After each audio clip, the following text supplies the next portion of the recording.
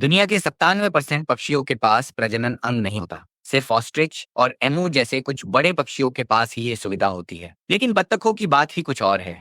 जरा सोचिए, एक अर्जेंटीन डक का साइज जितना होता है, लगभग उतना ही बड़ा उसका अंग होता है। ऊपर से ये पूरी तरह से स्प्रिंग जैसा होता है, जिसे 6 से 12 बार घुमाया जा सकता है। आधा मीटर लंबा ये स्प्रिंग किसी भी चीज को चीर सकता है। साल के बाकी दिनों में बत्तखों की जिंदगी बहुत आसान होती है। वे पानी में तैरते हैं, कीड़े खाते हैं और एक दूसरे का ख्याल रखते हैं। यहाँ तक कि उस दौरान नर बत्तख का ये अंग मुश्किल से 2 इंच का होता है। लेकिन जैसे ही प्रजनन का समय करीब आता है, ये बहुत तेजी से बढ़ना शुरू हो जाता है। नर बत्तखें अपनी मादा को आकर्षित करने के लिए डांस करती हैं और अलग अलग आवाजें निकालती हैं। अगर मादा उसे पसंद कर ले तो सब ठीक है, लेकिन अगर वो उसे रिजेक्ट कर दे, तब भी नर बत्तख पीछे नहीं हटता। वो चाहे हाँ कहे या ना, नर जबरदस्ती पर उतारू हो जाते हैं। ये पूरा तरीका बहुत ही हिंसक और डरावना होता है। सबसे पहले नर बत्तख मादा की गर्दन या सिर को अपनी चोंच से पकड़ लेता है और शुरू हो जाता है। ये इतना खतरनाक हो सकता है कि कभी-कभी मादा बत्तख बेहोश हो जाती है या उसे गहरी चोट लग जाती है। अगर वे पानी में हो तो नर उसे डुबोने तक की कोशिश करता है। लेकिन कुदरत ने सुरक्षा के लिए मादा बत्तखों की लिंग भूल भुलैया जैसी बनाई है, जिसमें कुछ बंद रास्ते भी होते हैं। अगर मादा को वो साथी पसंद नहीं है, तो वो उसके शुक्राणु को रिजेक्ट कर सकती है और किसी दूसरे बेहतर साथी को चुन सकती है। कुछ मादा का प्रजनन अनक्लॉकवाइज होता है, जिससे नर के लिए पहुंच पाना नामुमकिन हो जाता है। लेकिन जहाँ नर बत्तखें ज्यादा और मादा कम हो, वहाँ हालात बहुत बिगड़ जाते हैं। कई नर मिलकर एक ही मादा पर हमला कर देते हैं। ऐसे में बहुत कम संभावना होता है कि मादा बत्तख जिंदा बचे। अगर वो खुशनसीब हुई तो बच तो जाती है, लेकिन उसकी गर्दन के पंख पूरी तरह उखड़ चुके होते हैं और शरीर पर काफी चोटें आती हैं। जैसे ही प्रजनन का ये मौसम खत्म होता है, नर का वो अंग वापस छोटा होकर सिर्फ 2 इंच का रह जाता है और पूरे ग्रुप में एक बार फिर प्यार, शांति और खुशी लौट आती है। कम से कम अगले सीजन के आने तक तो सब शांत ही रहता है। नर सील बहुत भारी भरकम होते हैं। कुछ सील्स जैसे कि एलिफेंट सील्स सचमुच विशाल होते हैं, करीब 3,000 किलोग्राम के। जरा साइज की तुलना देखिए। इसे देखकर आप अंदाजा लगा सकते हैं कि यह धरती के सबसे बड़े स्तनधारियों में से एक है। लेकिन मादाएं आमतौर पर बहुत छोटी होती हैं, नरों से करीब 5 गुना छोटी। आमतौर पर ये सभी नर और मादा समुद्र में अकेले रहते हैं और केवल प्रजनन के मौसम के दौरान ही एक साथ इकट्ठे होते हैं। जब प्रजनन का समय आता है तो नरों में उत्तेजना बढ़ जाती है और वे प्रजनन क्षेत्र में सबसे पहले पहुंचते हैं। वहां वे अपना राज्य बनाने के लिए एक दूसरे के साथ जबरदस्त लड़ाई करते हैं। भीषण युद्ध के बाद केवल करीब 10% नर ही अपना राज्य बना पाते हैं और बाकी 90% कमजोर नरों को किसी कोने में दूर रहने के लिए मजबूर होना पड़ता है। कुछ दिनों बाद मादाएं पहुंचती हैं और उस नर को चुनती हैं जिसे वे सबसे मजबूत समझती हैं। अगर किसी नर को कोई मादा दिलचस्प लगती है, तो वो उसे जबरदस्ती घसीटकर अपनी हारम या अपने इलाके में ले आता है। कभी कभी ये मादाएं बहुत छोटी और अपरिपक्व भी होती हैं, जो इसके लिए तैयार नहीं होती। एक अकेला नर अपने हरेम में 100 तक मादाओं को रख सकता है, बिल्कुल एक राजा की तरह। सभी मादाओं के इकट्ठा होने के बाद नर ये चेक करता है कि कौन सी जन्म देने वाली है और कौन सी फ्रेश है, क्योंकि ज्यादातर मादाएं पिछली बार से पहले ही गर्भवती होती हैं। उन्हें बच्चा पैदा करने और करीब 3 हफ्ते तक उसका ख्याल रखने की जरूरत होती है। लेकिन जो फ्रेश होती हैं, उनके साथ नर तुरंत प्रजनन शुरू कर देता है। मुख्य प्रजनन प्रक्रिया तब शुरू होती है जब बच्चे करीब 4 हफ्ते के हो जाते हैं, यानी लगभग 14 फरवरी, वैलेंटाइन डे के आसपास, जिस समय आप में से कईयों के दिल टूट रहे होते हैं। एक मिलना मुश्किल होता है और 90% को तो मिलती नहीं, और यहाँ इनके पास पूरी हेरम होती है। इस समय से मार्च के अंत तक वे बस प्रजनन करते हैं। नर अपने हरेम की सभी मादाओं के साथ एक एक करके बिना रुके पूरे 1 महीने तक प्रजनन करता है। जो मादाएं इसके लिए तैयार नहीं होती, उन्हें जबरदस्ती मजबूर किया जाता है। नर उनके ऊपर चढ़कर उन्हें हिलाने डुलाने लायक भी नहीं छोड़ता। कुछ मामलों में इससे हड्डियां तक टूट जाती हैं और मौत भी हो सकती है। अपरिपक्व मादाओं के साथ भी ऐसा ही सलूक किया जाता है। अगर कोई मादा प्रजनन के दौरान हरेम छोड़कर जाने की कोशिश करती है, तो नर उसे जबरदस्ती अंदर रखने के लिए अपनी पूरी ताकत का इस्तेमाल करता है। प्रजनन के इस 1 महीने के दौरान एक नर अपने शरीर के वजन का करीब 30% हिस्सा खो देता है, यानी 900 किलो से भी ज्यादा। इतना कौन करता है? आप अंदाजा लगा सकते हैं कि इसमें कितनी ऊर्जा और तीव्रता लगती होगी। और उन बेचारे 90% नरों के लिए तो किस्मत बहुत ही खराब होती है। उनके पास प्रजनन के लिए मुश्किल से एक या दो मादाएं होती हैं, इसलिए वे किसी को भी ढूंढने लगते हैं, सचमुच किसी को भी, यहाँ तक कि नर दूसरे नरों के साथ भी प्रजनन करने लगते हैं। सील की एक और प्रजाति, जिसे अंटार्कटिक सील कहा जाता है, इनको एक एम्परर पेंगुइन के साथ प्रजनन करते हुए देखा गया है। एक बार नहीं, बल्कि 4 बार। चूंकि सामान्य नर भी अल्फा नरों की नकल करने की कोशिश करते हैं, इसलिए वैज्ञानिकों का मानना है कि भविष्य में सील और पेंगुइन के बीच ऐसा संबंध और बढ़ सकता है। 1 महीने बाद मादाएं वापस समुद्र की ओर जाने लगती हैं। अब ये कमजोर 90% नर सबसे ज्यादा ताकतवर बन जाते हैं, क्योंकि उनके पास अभी भी काफी गर्मी और ऊर्जा बची होती है। तो वे मादाओं को उनके जाते समय पकड़ लेते हैं, और इसे लास्ट रिसॉर्ट मीटिंग कहा जाता है। उधर सिग्मा मेल के पास अब कोई ऊर्जा नहीं बची होती, इसलिए उन्हें कोई फर्क नहीं पड़ता। ये अंतिम प्रयास काफी हिंसक होता है। कुछ नुकसान और मौतों के बाद मादाएं वहां से निकल जाती हैं।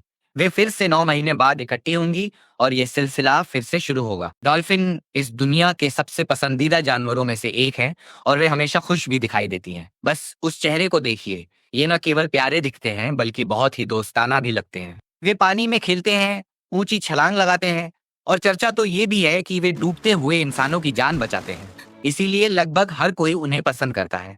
जो चीज उन्हें दूसरे जानवरों से अलग बनाती है, वो है उनकी बुद्धिमानी। इंसानों के अलावा ये इकलौते ऐसे जीव हैं जिनके अपने नाम होते हैं। जरा सोचिए, बिल्कुल हमारी तरह उनके भी नाम हैं और वे एक दूसरे को नाम लेकर पुकारते भी हैं। लेकिन इतनी बुद्धिमानी और इन नामों का वे इस्तेमाल कैसे करते हैं? असल में वे मादा डॉल्फिन को किडनैप करते हैं और उसे प्रजनन के लिए मजबूर करते हैं। इससे कोई फर्क नहीं पड़ता कि मादा की इसमें दिलचस्पी है या नहीं, वे अपनी मनमानी करते ही हैं। आप खुद ही देख लीजिए। अरे सैम, इधर देखो, मुझे एक मादा मिली है। जल्दी यहाँ आओ। जरूर बेन, उसे वहीं पकड़ कर रखो, उसे भागने मत देना। हे थॉमस, हैरी और माइकल, बेन एक मादा पकड़ी है, जल्दी आओ, आज रात मजा आएगा। अब वे सब वहां पहुंच जाते हैं और उस मादा डॉल्फिन को चारों तरफ से घेर लेते हैं। वे भागने के सारे रास्ते बंद कर देते हैं और उसके साथ जबरदस्ती करते हैं। उन्हें इस बात से कोई फर्क नहीं पड़ता कि वो मादा क्या चाहती है। वे एक एक करके तब तक अपनी बारी लेते हैं जब तक उन सबकी इच्छा पूरी नहीं हो जाती। वैसे एक मादा डॉल्फिन का कई नरों के साथ संबंध बनाना आम बात है, इसलिए कई नरों का एक साथ होना उनके लिए कोई बड़ी समस्या नहीं होती। इसके अलावा ज्यादातर समय डॉल्फिन बच्चे पैदा करने के लिए नहीं, बल्कि सिर्फ मजे के लिए संबंध बनाते हैं। शायद मजे के लिए ऐसा करना उनकी बुद्धिमानी का ही एक हिस्सा है। जब भी मैं गहरे समुद्र के जीवों के बारे में सोचता हूँ, तो मेरे दिमाग में सबसे पहले यही तस्वीर आती है। वैसे मैं इसे प्यार से फ्लोरेंस नाइटिंगेल कहता हूँ। अगर आप जानना चाहते हैं कि क्यों, तो कमेंट जरूर देखना।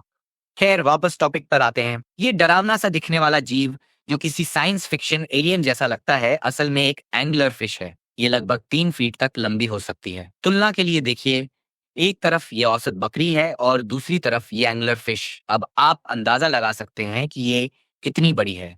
लेकिन मजे की बात तो ये है कि मादा के मुकाबले नर बहुत ही छोटे होते हैं, 1 इंच से भी कम। सच में जब कुदरत मजाक पर आती है तो ऐसा ही कुछ होता है। चूंकि एंगलर फिश समुद्र में करीब 3 मील की गहराई में घुप अंधेरे में रहती हैं, इसलिए वे पूरी जिंदगी अकेले ही गुजारती हैं। ऐसे में किसी मादा के लिए साथी ढूंढना लगभग नामुमकिन होता है। वो अपने सिर पर लगी इस हेडलाइट की मदद से शिकार करती है और उसी से पार्टनर भी तलाशती है। कम से कम उसके पास रोशनी का एक सहारा तो है, लेकिन बेचारे नरों के पास तो वो विकल्प भी नहीं होता।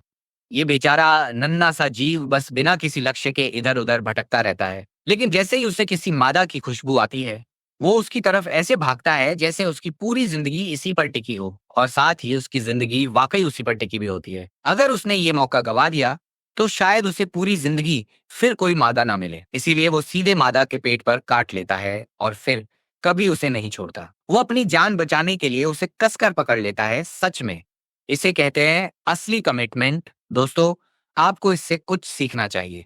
वो मादा से इतना ज्यादा जुड़ जाता है कि धीरे धीरे उसका शरीर मादा के साथ ही मिल जाता है। अपनी जान के लिए खुद को मिटा देना वाकई हिम्मत की बात है। लोग तो बस कहते हैं, आज से हम दो जिस्म एक जान है। ये मछली उसे सचमुच कर दिखाती है। कुछ समय बाद उनकी खून की नलिकाएं भी जुड़ जाती हैं और नर का पूरा शरीर मादा के अंदर समा जाता है, सिवाय उनके बॉल्स के। अब यहाँ कोई सवाल मत पूछना, ये बस कुदरती है, क्योंकि बॉल्स हमेशा बाहर ही रहने चाहिए। इसके बाद मादा जब भी अपने अंडों को फर्टिलाइज करना चाहती है, तो वो उन्हीं नरों से शुक्राणु ले लेती है। क्योंकि पार्टनर मिलना बहुत मुश्किल काम है, इसलिए समय के साथ कई नर एक ही मादा के साथ जुड़ जाते हैं और इसी प्रोसेस से गुजरते हैं। एक मादा के साथ करीब 8 नर जुड़ सकते हैं और अंत में जो बचता है वो है सिर्फ उनके बॉल्स। उनकी अंतड़ियां तो घुल गईं, लेकिन बॉल्स अब भी सलामत हैं। यह एक सी स्लग है। ये उभयलिंगी यानी दो लिंग वाले जीव होते हैं। आसान भाषा में कहें तो एक ही सी स्लग में नर और मादा दोनों के अंग होते हैं और ये एक ही समय पर मेल और फीमेल दोनों हो सकते हैं। जब प्रजनन का समय आता है तो इनके हार्मोन्स बढ़ जाते हैं और ये साथी की तलाश शुरू करते हैं। लेकिन यहाँ एक बहुत बड़ी समस्या है। इनमें से कोई भी बच्चा पैदा करने की जिम्मेदारी नहीं उठाना चाहता, बल्कि दोनों ही नर बनना चाहते हैं। अब ये फैसला कैसे होता है? एक तलवारबाजी के जरिए। अब आप भारी कवच और लोहे की तलवारों के बारे में मत सोचिए। इनके पास शरीर के अंदर ही अपनी एक तलवार होती है, यानी प्रजनन अंग। दोनों अपनी तलवारें निकालते हैं और एक दूसरे से लड़ने लगते हैं। इसे पीनिस फेंसिंग कहा जाता है और इसका मकसद होता है सामने वाले पर पहला वार करना। ये लड़ाई तब तक चलती है जब तक कोई एक दूसरे के सिर पर वार नहीं कर देता। इस वार से एक खास लिक्विड निकलता है जो सामने वाले के दिमाग को ये यकीन दिला देता है कि अब वो एक मादा है। बस विजेता तय हो गया और लड़ाई खत्म। जीतने वाला सी स्लग नई बनी मादा के शरीर पर वार करता है और उस घाव के जरिए अपने शुक्राणु छोड़ देता है।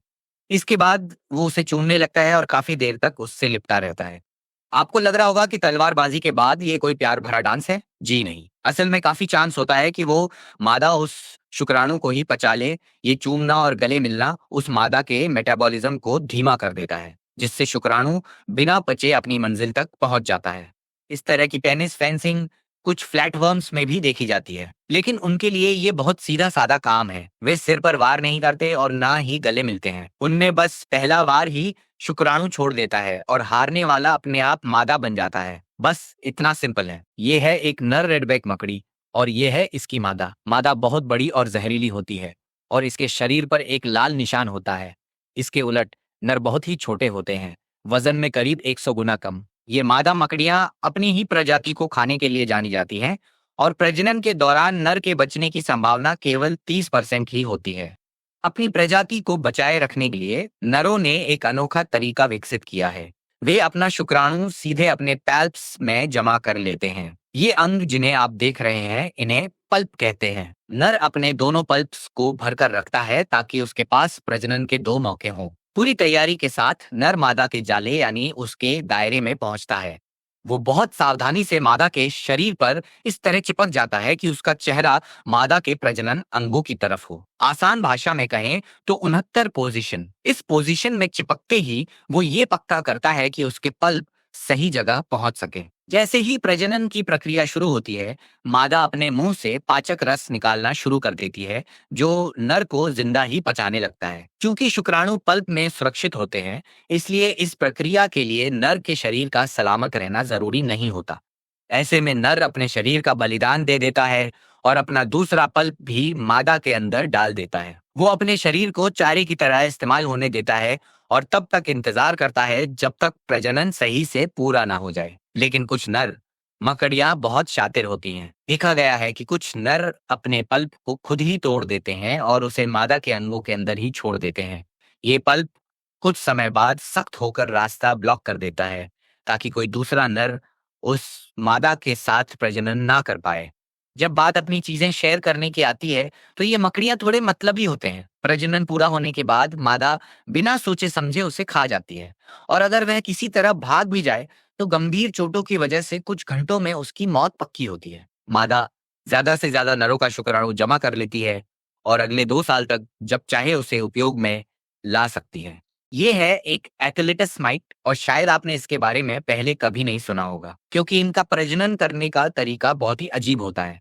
मैं आपको इसके बारे में जरूर बताना चाहूंगा। इन माइट्स की सबसे खास बात यह है कि मादा जन्म से पहले ही गर्भवती हो जाती है। आप ये सुनकर हैरान होंगे, लेकिन जैसे ही इनका जन्म होता है, इनके शरीर में पहले से ही नर का शुक्राणु मौजूद होता है। अब इन्हें बस अंडे बनाने के लिए भोजन की जरूरत होती है।